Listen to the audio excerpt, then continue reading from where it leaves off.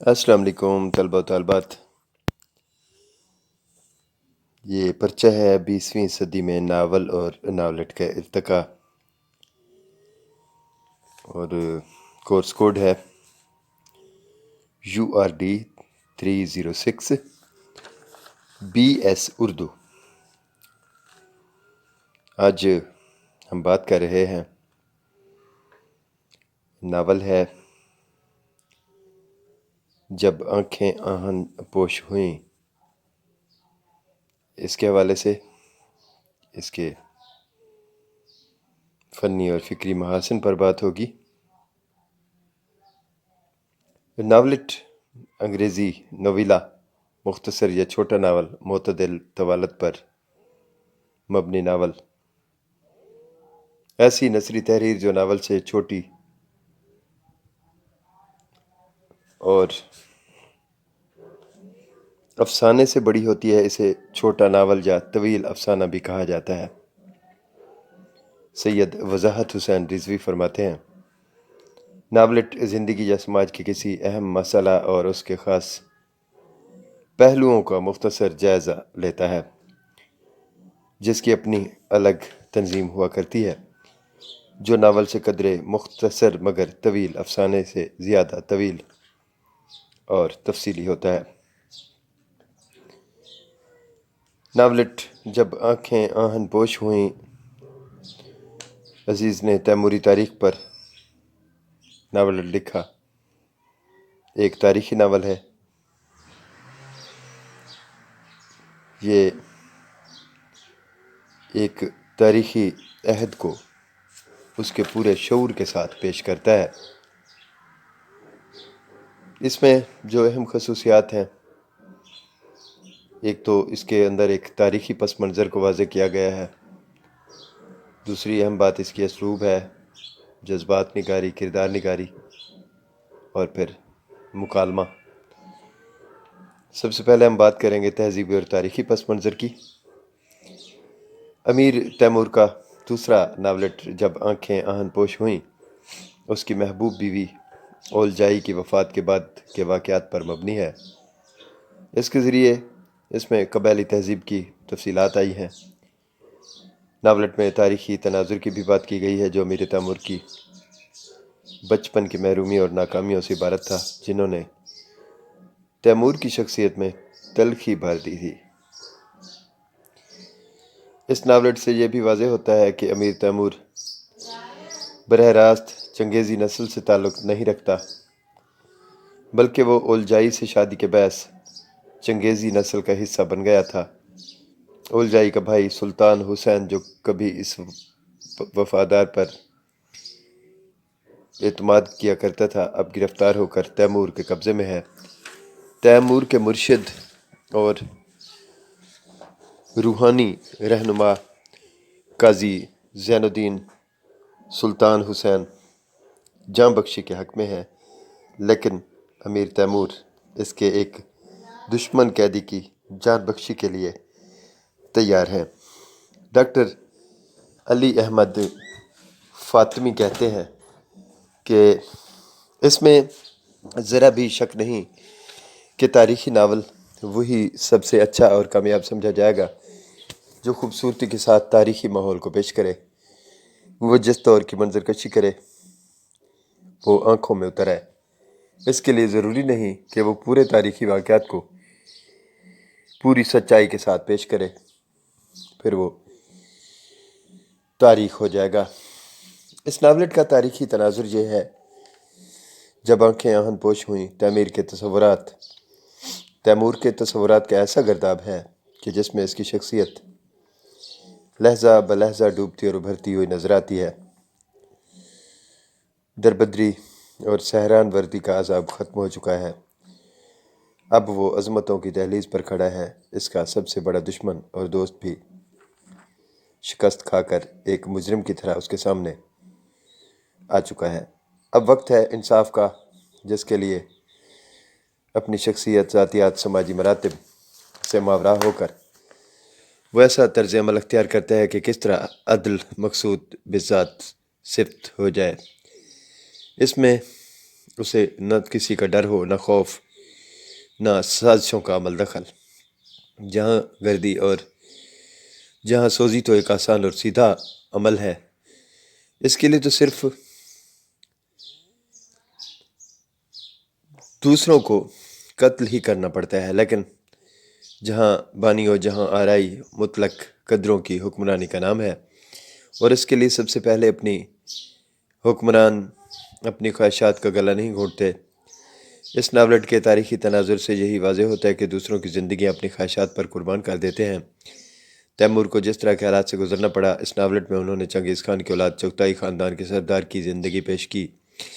اس novelette میں سلطان حسین اور امیر Timur دو تاریخی کردار ہیں، اور ان کی زندگی کی باہمی رقابت اور کشمکش کو تاریخ کے جھروکے سے عزیز احمد نے پیش کیا۔ سلطان حسین، جس کا تعلق چنگیز خان کی نسل سے ہے، جنگ ہار کر ریگستان میں بے یار و مددگار ایک کھنڈر میں پناہ گزین ہوتا ہے۔ امیر تیمور کا ایک سپاہی جو سمرقند جا رہا تھا، راستے میں گمشدہ گھوڑے کو ڈھونڈتے ہوئے سلطان حسین تک جا پہنچا۔ سلطان حسین سے جھوٹی وفاداری نبھاتے ہوئے اس کی مدد کے لیے امیر تیمور کے سپاہی لے آتا ہے، اور سلطان امیر تیمور کا حق کے نمک ادا کرتا ہے۔ سلطان حسین کو قید کروانے میں اہم رول ادا کرتا ہے۔ امیر تیمور اور سلطان حسین کہیں رقابت شدید ہو چکی تھی کہ بات جنگ تک آ پہنچی۔ سلطان حسین جنگ ہار کر فرار ہو گیا۔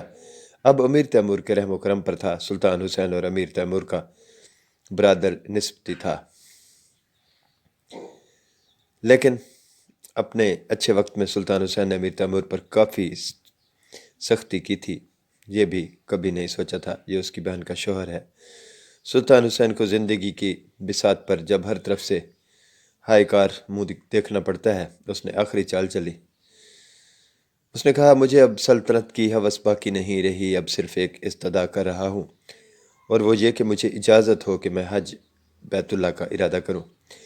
میں سرزمین جہاں جہاں میں نے کچھ دن پہلے حکومت کی تھی، باقی خانہ کعبہ کے طواف اور توبہ استغفار میں صبر کروں۔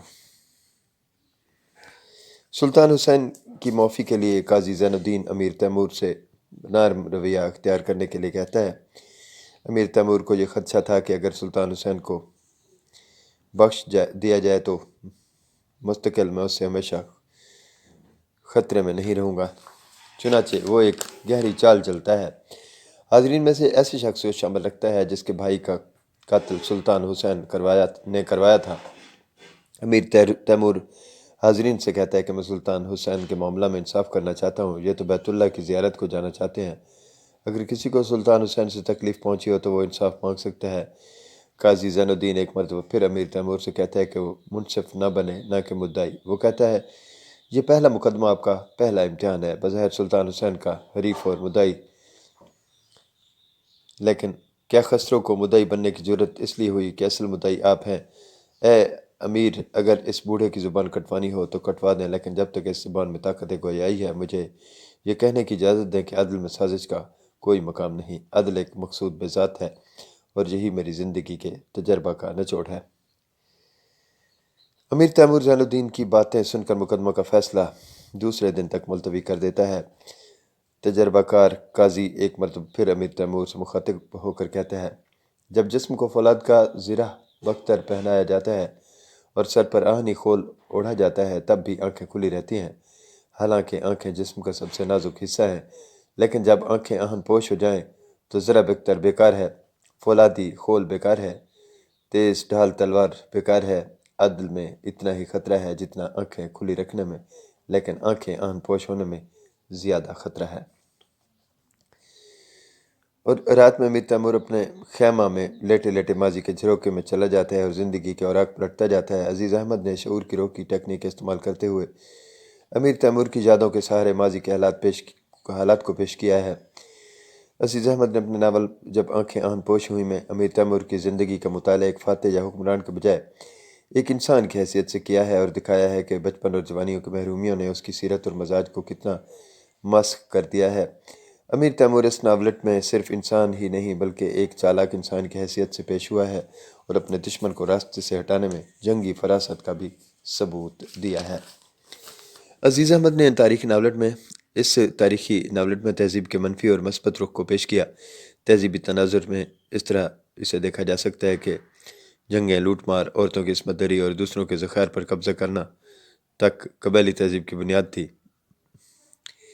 اسلامی تہذیب ان میں اپنی جڑیں نہیں بنا سکی تھی۔ طاقت کے آگے سر جھکانا اس تہذیب کا خاصہ تھا۔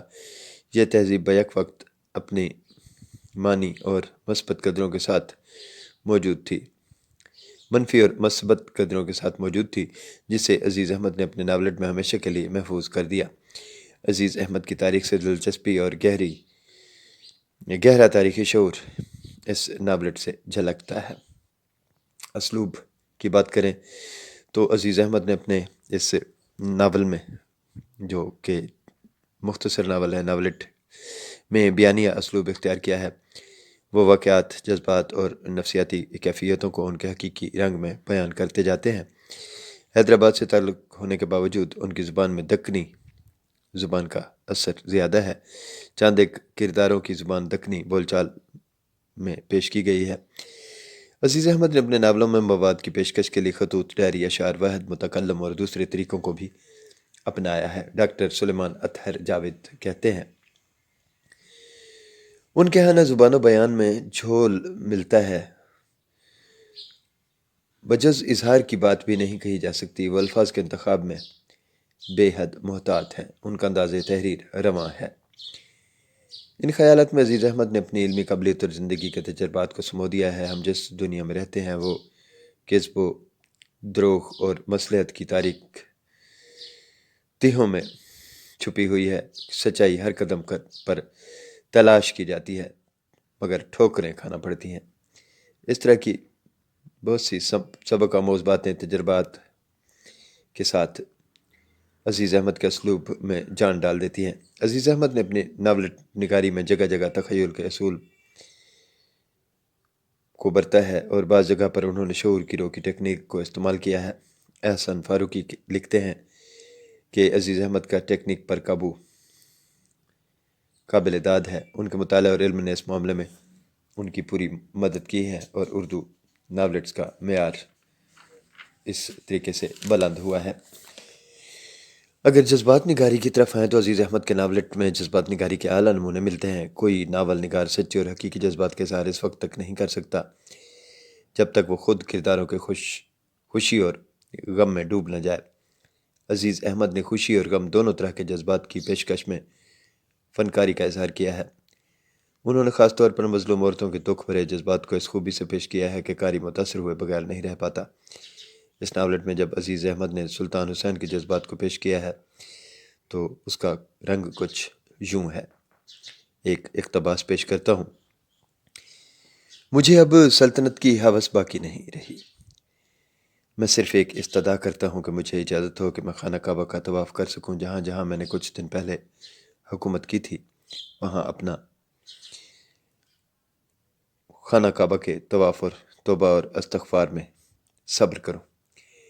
مکالمہ نگاری کے حوالے سے اس ناول کو دیکھا جائے، اس پر نظر کی جائے تو ہم دیکھ سکتے ہیں کہ عزیز احمد کے ناولٹ میں مکالمے بہت کم ملتے ہیں۔ حالانکہ مکالموں کے ذریعے کردار کی تعمیر میں آسانی رہتی ہے، لیکن یہ کام عزیز احمد نے اور ان کی نفسیات جو ہے اس کو استعمال کیا ہے۔ مکالمہ میں زیادہ تر کرداروں کی مناسبت سے مکالمے لکھے ہیں۔ حیدرآباد کے نچلے طبقے کے لوگوں کی گفتگو میں دکنی انداز شامل ہے، تو کشمیر کے لوگوں میں وہاں مقامی رنگ۔ اس سلسلے میں انہوں نے اپنے عمیق مشاہدے سے کام لیا اور کرداروں کی مناسبت سے مکالمے لکھے، اس لیے ان مکالموں میں کوئی تصنع نہیں دکھائی دیتا۔ ڈاکٹر اسلم آزاد لکھتے ہیں کہ ناولٹ کے مکالموں میں کوئی جملہ بھی فاضل یا غیر ضروری استعمال نہیں کیا گیا۔ الفاظ کے استعمال میں کفایت اور جامعیت ہے۔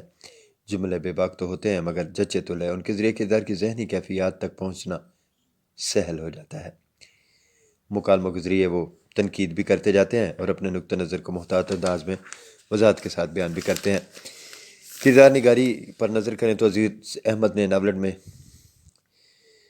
مختلف کردار پیش کیے ہیں، جن میں تیمور اور سلطان حسین، قاضی زین الدین، یغا، اولجائی، جیسے کردار اہم ہے، جو ناولٹ جب آنکھیں آہن پوش ہوئیں میں بنیادی کردار ادا کرتے ہیں اور واقعات میں دلچسپی پیدا کر دیتے ہیں۔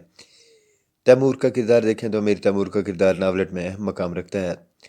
تیمور چنگیز کی اولاد اور چغتائی خاندان کی زندگی کو پیش کرتا ہے۔ تیمور بادشاہ ہوتا ہے۔ تیمور اور سلطان ایک ہی خاندان سے تعلق رکھتے ہیں۔ سلطان حسین جو جنگ ہار کر بھاگ جاتا ہے، امیر تیمور کا سپاہی جو راستہ میں اپنے گمشدہ گھوڑے کی تلاش میں نکلتا ہے، اپنا گھوڑا ڈھونڈتے ہوئے سلطان حسین تک جا پہنچتا ہے۔ سلطان سے ہمدردی ظاہر کرتا ہے اور تیمور سے وفاداری کرتے ہوئے واپس جا کر تیمور کے سپاہیوں کو لے کر گرفتار کر لیتا ہے اور تیمور کے دربار میں پیش کرتا ہے۔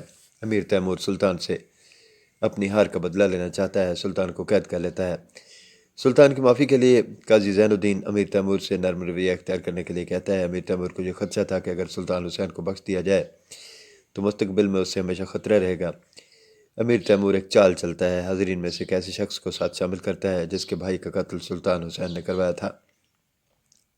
اس حوالے سے ایک اقتباس سنیے: یہ معاملہ انصاف کا ہے، اس کا باقاعدہ فیصلہ ہونا چاہیے، میں اس میں دخل نہیں دوں گا۔ پھر اس نے تحکم اور تقویت کے ملے جلے لہجے میں کہا، ورنہ کل میں داور محشر کیا منہ دکھاؤں گا۔ سلطان حسین جنگ سے شکست کھا کر ریگستان میں ایک کھنڈر میں پناہ لیتا ہے۔ سلطان حسین کی وفادار بیوی نے سلطان حسین کا بہت ساتھ دیا۔ سلطان حسین جنگ ہار کر فرار ہو گیا اور کئی دنوں تک ویرانوں میں چھپتا رہا۔ امیر تیمور کا ایک سپاہی جو گمشدہ گھوڑے کو تلاش کر رہا ہوتا ہے، سلطان تک جا پہنچتا ہے۔ سلطان کو امیر تیمور کے سپاہیوں کی مدد سے پکڑ کر امیر تیمور کے سامنے پیش کرتا ہے اور امیر تیمور سلطان سے بدلہ لیتا ہے۔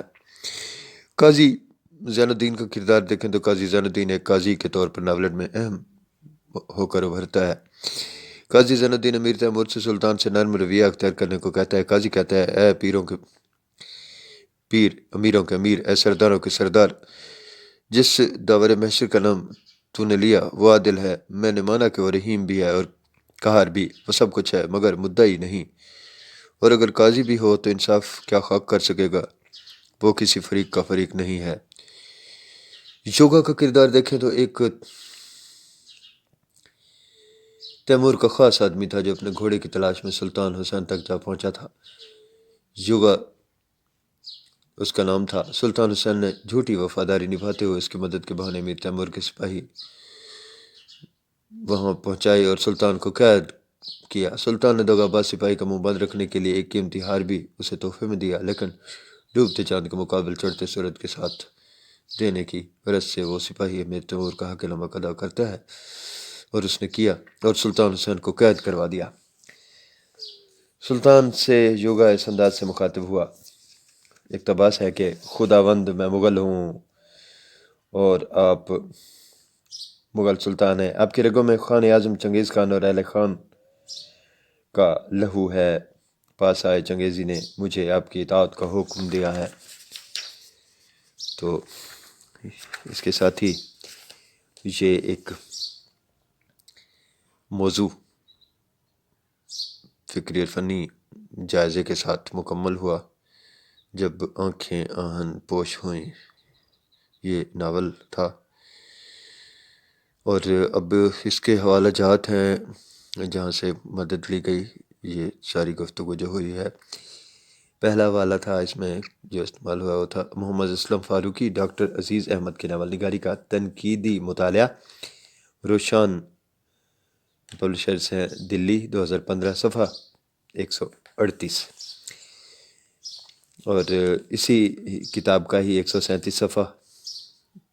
اس کے بعد عزیز احمد جب آنکھیں آہن پوش ہوئیں کتاب پبلش ہوئی ہے، چھپی ہے رامپور یوپی سے 1966 میں، صفحہ 37۔ اسی کتاب کا صفحہ 37 دوبارہ اس میں سے ایک اقتباس پیش کیا گیا۔ اس کے بعد اسلم فاروقی صاحب کی کتاب ہے عزیز احمد کے ناول نگاری کا تنقیدی مطالعہ، اور اس کا صفحہ 154 ہے۔ اور اس کے بعد عزیز احمد جب آنکھیں آہن پوش ہوئیں، اس کا صفحہ ہے 34۔ پھر دوبارہ یہ جو کتاب ہے محمد اسلم فاروقی ڈاکٹر ہیں یہ. عزیز احمد کی ناول نگاری کا تنقیدی مطالعہ، اس کا صفحہ 151 ہے. اور اس کے بعد آخر میں ہم نے حوالہ دیا عزیز احمد جب آنکھیں آن پوش ہوئیں، رامپور یو پی سے شائع ہوئی. اس کا صفحہ نمبر ہے 40. دعا میں یاد رکھیے گا. اللہ حافظ.